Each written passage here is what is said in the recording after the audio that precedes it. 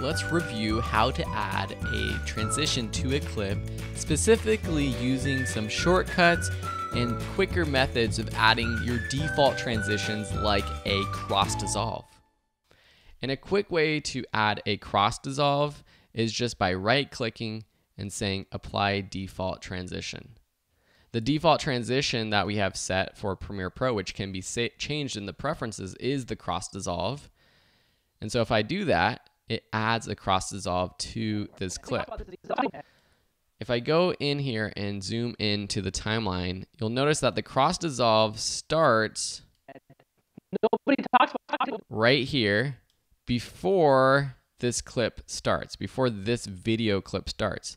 I don't want it to start before that clip. I want it to start right when that clip is starting, so there's no jump cut that you'll see behind the dissolve, basically. So there's a dissolve. Then I'm going to add the same dissolve to the white mat and all of these social media screenshots.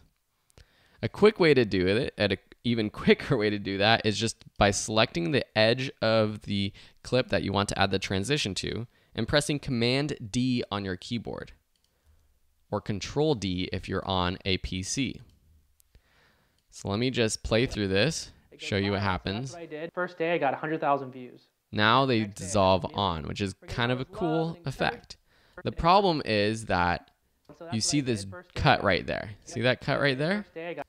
I want to extend this white over to the left so that the white comes on and this screenshot starts to come on, and the white finishes coming on all the way before that cut to the next shot.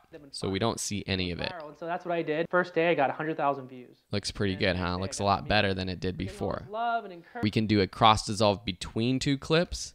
So these two pictures, maybe we want to add a cross dissolve between those. So I can select that point in between and press, again, Command D. That's how you add a cross dissolve very quickly in Adobe Premiere Pro. Have fun with your transitions and feel free to continue working with some different transitions on your own. And we'll see you in the next lesson where we begin to learn about audio transitions.